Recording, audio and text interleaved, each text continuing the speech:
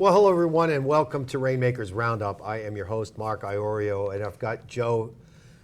I could say Villegas, but I'm going to say Villegas. All right. All right? Yep. How are you, buddy? Doing well, how are you? Good to see you, man. Yeah, appreciate you having me on. Can I say CEO of Paragon? Yes, you may, All right, for sure. Cool. It's great to have you. Thank you, it's great to be here. I'm glad you're here.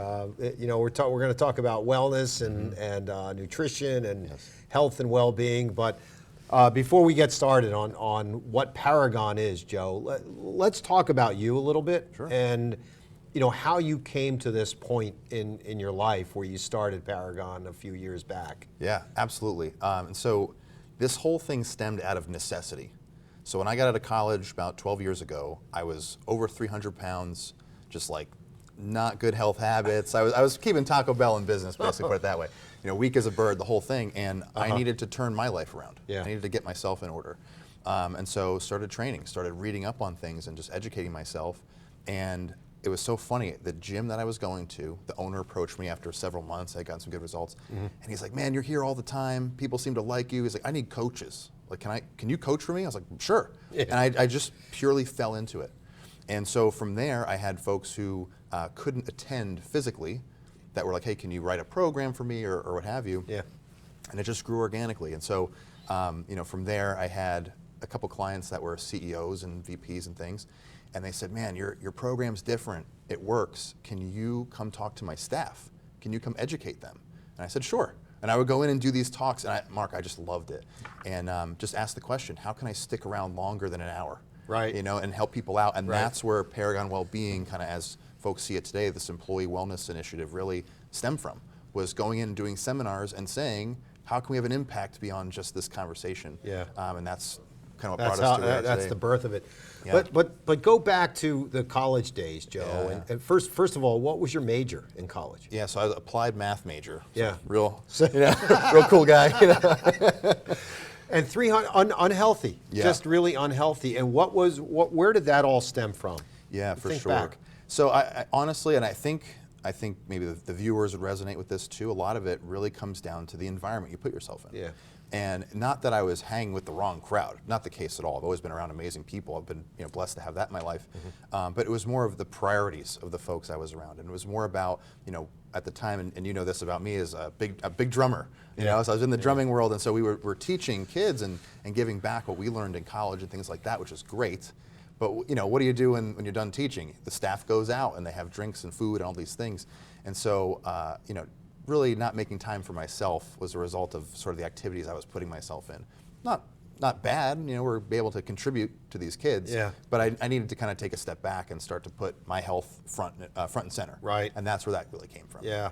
Yeah, I mean, you get to a point where you look up and you're 22, 23 years old and you're 300 pounds and Oh, yeah. You're like, this is not going to last long and I Right. better get myself healthy in a hurry. 100%. So when you first start, I mean, this is one of the things that you said CEOs say your program is different, right?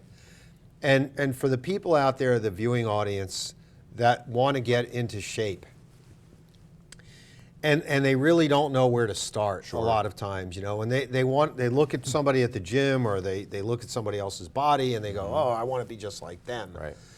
That's not really what should happen, right? When you were 300 pounds, you didn't want to look like you wanted to look like you look now.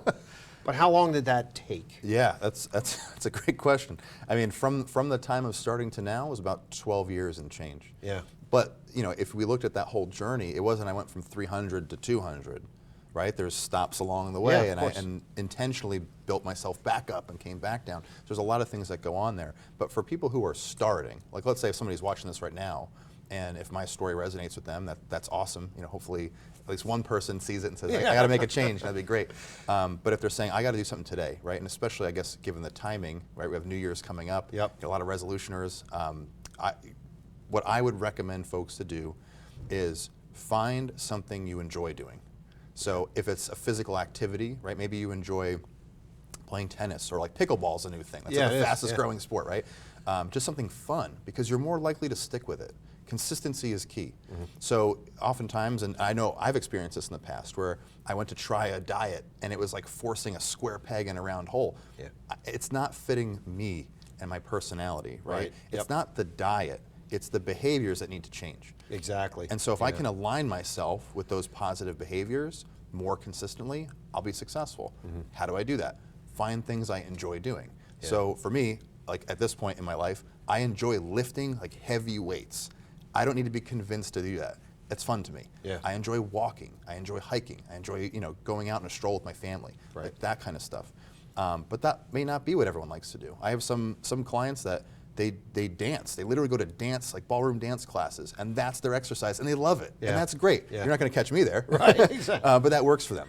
And then as far as food goes, you don't need to have a drastic change. Now, I would say that nutrition has one of the largest impacts on our success, health-wise for sure. But it really comes down to total calorie intake. So if you can just reduce the calories you're taking in any way that works for you, in a healthy way, obviously, a sustainable way, that's something you can do. One of the topics and one of the tips I like to give folks, and it might sound so silly, but it works, is like my wife and I like to go out to eat a lot. We just enjoy the experience of going to a restaurant, right? We have fun and it's the whole thing. One of the easiest things you can do, because restaurant food tends to be more calorically dense than if you just eat a salad at home. As soon as your meal shows up, ask your server for a box half of it, set it aside, and then eat half your meal. You just cut the calories in half, and now you got your lunch for tomorrow. Right? You meal prepped and reduced your calories in just one like shot. that. Exactly. So it's little silly things like that we might not think of. But did I need to eat off the light menu? No, I could order the thing I like to order. Right. But I'm setting the rules. Well, I think when you start talking about that, and you say to yourself, look, if I have a piece of steak or I have a piece of chicken or something, it should be the size of my fist. And people are eating portions that are just too, they're too big for their own caloric intake or their own bodies. And over the course of time, it doesn't, you don't gain 5 pounds in a day, but you might gain a half a pound. If you gained a half a pound a day or a quarter of a pound a day, the 365 days in a year, you're going to gain a whole lot of weight. Right? For sure. So talk about that a little bit, because what people have to understand is that, you intake food, the caloric intake, right? And then every day, like you were talking about the ballroom dancers, or in your case, you like lifting heavy weights. When I do the weight circuit at the gym, I always start with a warm up, right? So I'll go on I don't like the treadmill, but I'll go on the elliptical. Or I'll go on the stair. I don't like the stairs either. Those are brutal. No doubt about it. 15 minutes later, I'm like, why is my heart racing? What happened to me? Right, exactly. Exactly. I feel like I can't walk anymore. But that's so funny. Yeah, just explain that whole, the whole idea of taking in calories and then burning calories every day, and what that means to our health. Yeah, absolutely. So energy balance is what it comes down to, right? So what are you expending, so exercise, movement, etc., versus what you're taking in, so the food you're eating, the drinks you're drinking. Are you stopping at Starbucks and getting a mocha foca frappuccino thingy? It's like 800 calories. I don't know. I don't really go to Starbucks, but if you're taking in more than you're expending, right, you're going to gain weight. Period. End of story. Now look at that typical Western diet. A lot of fried food, oils, things like that, sugar, etc. That just contribute to the total calories that you're taking in. Now look at us right now. We're not having a walking show. We're sitting down talking. Most folks watching, I would imagine, are sitting down most of the day. Right? So that energy expenditure is lower and lower. Calories coming in greater and greater. And that's the direction you're going. And to your point, you may not be gaining a lot of weight, in the immediate, but over time, that adds up and can lead to very detrimental outcomes in your health. Even folks who have, let's say, quote unquote, better genetics, they might be like skinnier. So for instance, my brother, he's 4 years younger than me, he is almost as tall and like a string bean. He's always a string bean, he's super, super thin. I don't know where he got it from. I've always been, like a bigger guy. And now he's 30, and it's starting to catch up with him a little bit. And he's starting to get worried, and he's asking me questions. But that's the kind of things, we don't want that to happen. We want to get ahead of it. So for folks who are listening, the best things you can do, again, you can start to reduce the food intake, and it doesn't have to be anything drastic. In the program, I'm sure we'll get to this at some point, the way we really do this is we focus on the healthy behavior change. Yeah. So it's what are little things you can do that Right. have those impacts over the long term that are sustainable. Yep. So another one we use, it's going to sound silly, and I would challenge viewers to try it, because the first time you do it, it's awkward, is eat slower. Really? Just eat slower. Okay. Right? So, and for a number of reasons. One is, if you put the food down in front of you you're going to have, that you normally would, and you go slowly, you're going to start asking yourself questions. Your brain's going to start running and say, do I really need to eat all this right now? Right. Is this really what I should be having? Yeah, Is this yeah. serving me at the highest Yes. level? Probably not. And then also, too, is the signal from your brain saying, hey, you're full. You got to cut That's it enough. off. It's going to catch up with you. Yeah. Otherwise, the reverse of that would be if you were to sit down and just Inhale your food. which Yeah. most of us do. I've been guilty of that for sure. Yeah. Like, you ever finish a meal and you walk away from the table and you're like, oh God, Yeah, you're of course. just so full. You can get ahead of that. And then as far as movement goes, again, one of the little life hack type things that we teach folks, and it's so simple and it sounds silly, but it's so effective. We actually got this from a guy named Stan Efferding, who's the creator of the Vertical Diet. So shout out to Stan. He's the man for sure. I've had the pleasure of getting to learn from him in person a couple times now. He is a big proponent of what he calls the 10-minute walk. Okay. And it is exactly what it sounds like. So, but it's the timing that's like the critical piece here, is right after a meal, you get up and you go walk for 10 minutes. No So you kidding. set an alarm on your phone, 5 minutes out, 5 minutes back, put your favorite podcast on or music. It's literally that simple. Now here's the cool thing about it. There's a ton of reasons why it's great, but helps with digestion, helps keep your metabolism running hot.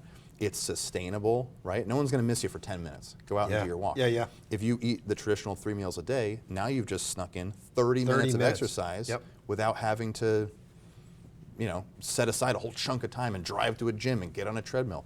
You just snuck it in throughout your day. Well, even if you have a treadmill at home or something, or an Sure. elliptical at home, you Yeah. can, go down to the basement or wherever it is and 10 do your minutes. 10-minute walk. Yeah. That is, that makes just too much sense to me. It really does. It sounds silly, right? It does sound silly. It's like first of all, you're in a restaurant with your wife, Yeah. and I'm like, I'm not ordering a box when I first get my meal. She but thinks I'm crazy, I so know, it works, yeah. right.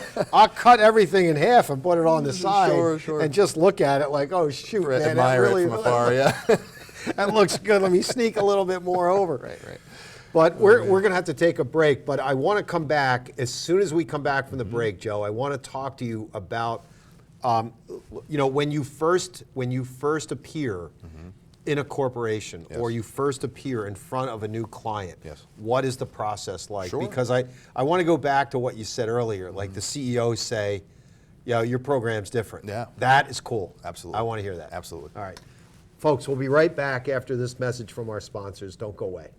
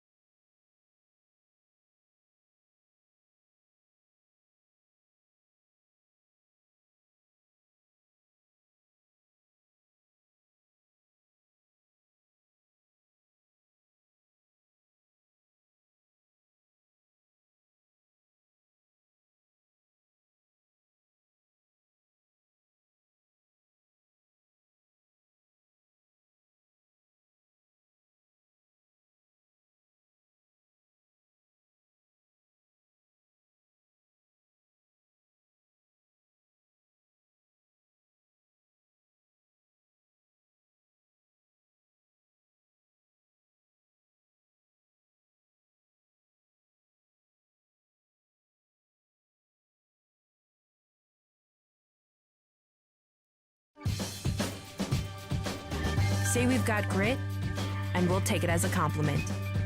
Because it's our uncommon drive, our spark within, that brings us together and sets us apart. We are temple made. And when others take shortcuts, when others take breaks, when others take the easy way, we take charge. A stroke can be easy to detect. A loved one can't speak, perhaps they can't move. But there's another sign of a stroke that many of us can't see. It's called spatial neglect, and it can occur during or after a stroke, causing distorted visual movements. Fortunately, there's a solution by using optical prism technology during rehabilitation. If you or a loved one have experienced a stroke, ask your doctor about spatial neglect. Spatial neglect. See the whole picture at KesslerFoundation.org. Hello, my name is Robbie.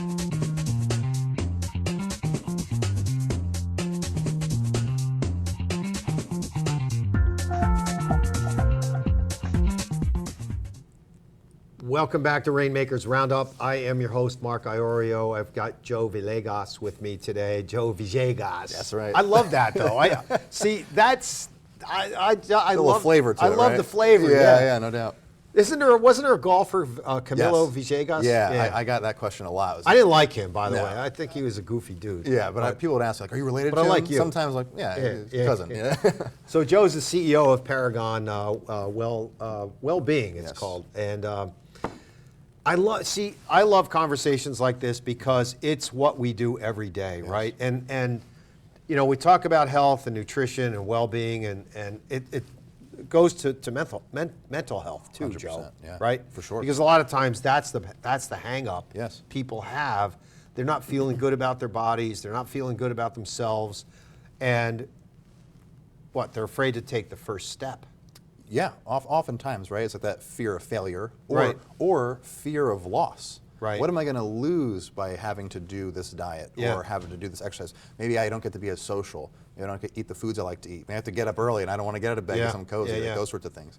And you know, the focus really in what we do is 80% psychology and sure, only yeah. 20% mechanics. Yeah. I mean, if I wrote out, Mark, here's the plan, here's how you do it, Yeah. I could have you a whole thing, 5 minutes done here now. But now you Right. got to do it. Yeah, Right? right. That's the hardest part. And Yeah. so, you know, the biggest focus for us is how to not only do we, you know, get as many people involved at a company as possible and get the program to speak to them, but also is how to get them some achievement under their belt and snowball their success. Exactly. So back to that conversation we were having right Yes. before the break, and the comment that CEO made to you a while back, which was, you know, what you do is so different. Your program is unique, right? Yes. What did he mean, or what did he or she mean by that? Yeah, for sure. So here, the cool thing is that he actually went through the program. Okay. As an individual. Okay. So he got to sort of peek behind the curtain and see what that was like hands-on. Yep. As far as the corporate stuff goes, right, it's going to obviously be a one-to-many type approach. You're reaching a lot of people, but the frameworks are the same. It's the same idea. So there's sort of probably two frameworks that are worth mentioning here and how we set up our programs.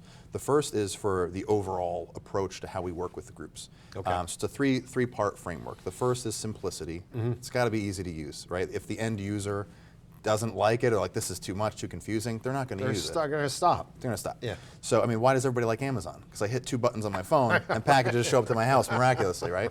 So it's got to be simple. And we have our mobile app, which makes it super easy. You hop Yeah. on, tells you what to do each day, you follow along, you get badges, and it's gamified, and it's all fun. The second piece is inclusion. So I'm sure you've heard the term, you know, in the business world gets thrown around a lot, is engagement. How do we raise That's engagement? my business. Yeah, exactly. You know that. And so we looked at that for a while and said, like, engagement's great, and we want to raise that. Yep. But let's take a step back and focus on what we call inclusion.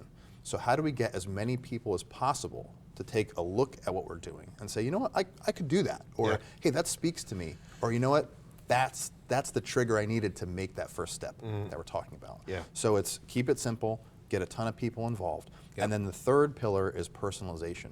So we could come in and do, you know, steps that were blue in the face, but after a while it just gets boring. Yeah, It yeah, just yeah. gets old. Yeah. So what can we do to make it specific to the individual and get them their goal? Because everyone's here for a different reason. Some people want to get big and strong, some people just want to look, you know, better in the dress they haven't put on in years, and whatever the case may be. So we actually, and what's different about our program is groups get paired with a coach that employees can reach out to at any time and ask questions. and get them A answers. physical coach, somebody's there, or is it Through the app. Through the app, And it's an actual okay. human being. So they Oh, can that's great. direct message them anytime, Yeah. and we get back to them, and they might say, hey, what is the keto diet, that's right? great. How many steps should I be doing a day? Yeah. Things like that, and they have that resource, and then we start to build the program from there. So that's kind of the first chunk. The other framework that's, I think, probably even more important for individuals, again, it's a three-parter. I like my framework, so we share them. But it's a three-parter. We'll And so- highlight that. Yeah, right? And so the first is you have to have a sense, I call like cognition, a sense of knowing of what to do, right? So how many folks, maybe even watching this, probably heard some of the tips I threw out there and go, oh, I never thought of that. Like Right. it's so simple to do. They didn't know to do it. 10-minute walk. I mean, 10-minute walk. That's easy. Yeah, pack half your food and take it home, right? Maybe don't always want to do that, but you know, you get the idea. So the idea is you kind of have to know what to do in order to get to where you want to go. Yeah. So that's sort of the first piece. Right. The second piece to really make it happen is what I call congruency. So you have the cognition, you have to know what.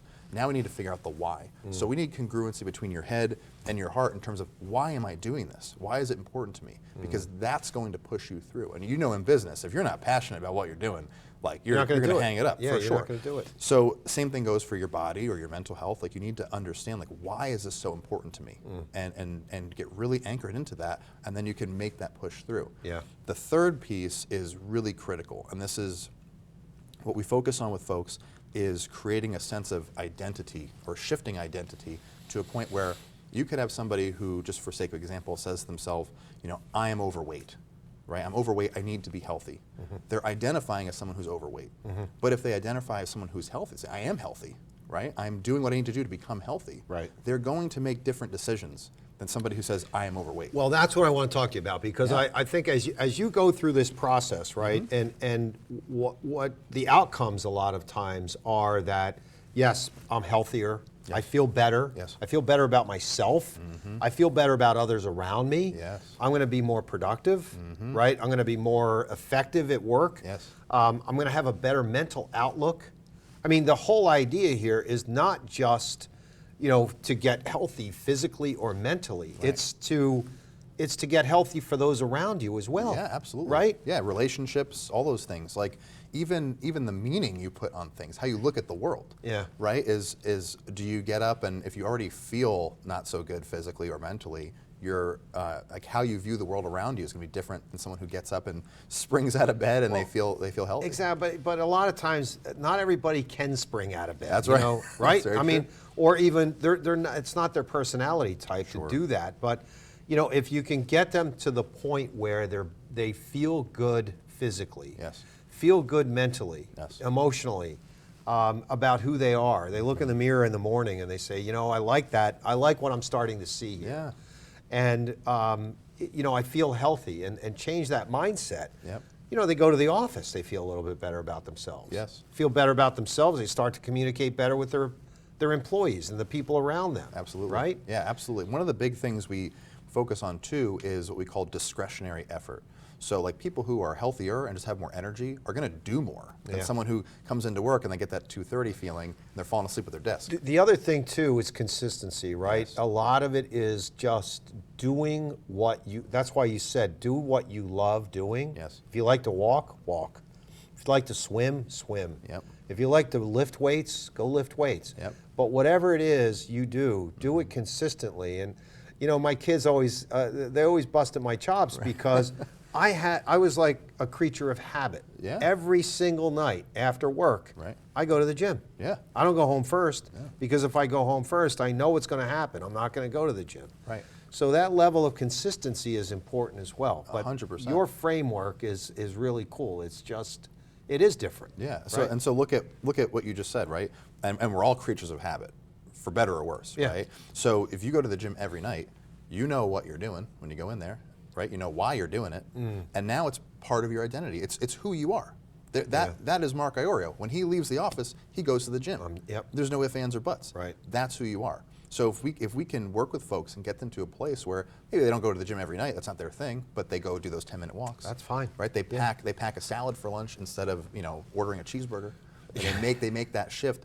Now it doesn't seem like much in the moment, but the compounding of that over weeks, months, years that's a different person. That's a Yeah. different life. That's a different relationship with your kids, with your spouse, with the rest of your family, your coworkers, etc. Yep. It's a completely different shift. And I'm no joke, hand on heart, like we get emails from people that we did even one seminar at years ago that'll reach out and say, hey, that one thing you told me about improving my sleep, Wow. I did that, and That's saved good. my life. Does that get any better? I mean, does it get any better than that to hear someone say that to you? No, Yeah. and it's like when that stuff comes in, like you print it out and you keep it on the desk. Put it on the wall. Yeah. Hang it up, and it's yeah. Would you do anything, looking back, from college until now, Mm-hmm. right, where you are now, would you do anything different? So I knew you were going to ask that. It's a great question. If I had to, my gut reaction is, I think things have unfolded the way they were supposed to unfold. Yeah. And so, like, would I change any of it? No, because I'm who I am today because of that journey. Yeah, sure. If I had to, though, if that's really what we're answering, I probably would have started sooner. And by that I mean working with groups sooner. Because having that bigger impact and having that ability to positively impact more people, I mean, like, there's nothing better. Yeah, No doubt. Yeah. What are the things that really get, I mean, when someone sends you an email like that or a text message, that's got to get you excited. What are the things that really get you jacked up and jazzed about what you do with Paragon? Yeah, I think the biggest thing for me and just is that sense of impact and that contribution, right? Is like and this is kind of like I think what drives a lot of coaches too, because I'm a coach at heart. Of course, like business is great, but getting to have that impact on folks is really, why we're here, having to be able to contribute, that kind of thing.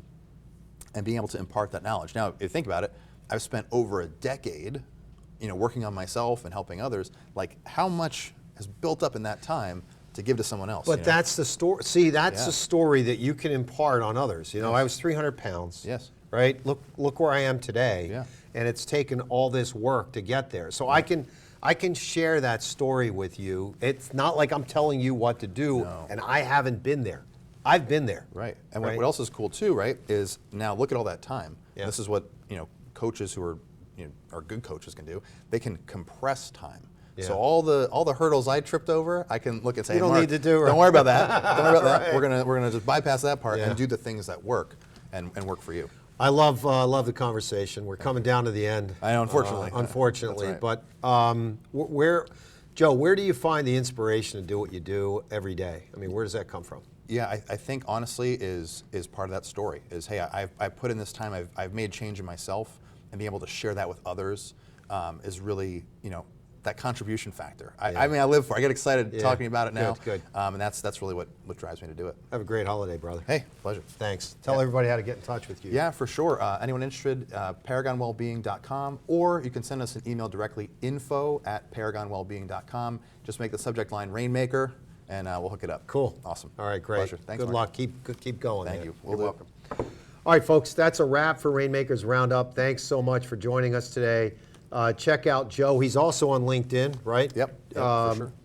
We'll spell the last name. It's like it sounds. It's Villegas. Villegas, right? That's right. Right. Or if you want to go Spanish on us, it's Villegas. Yes. But it's 2 L's. 2 L's. Anyway, we'll see you next week. Have a wonderful week, everyone. Awesome.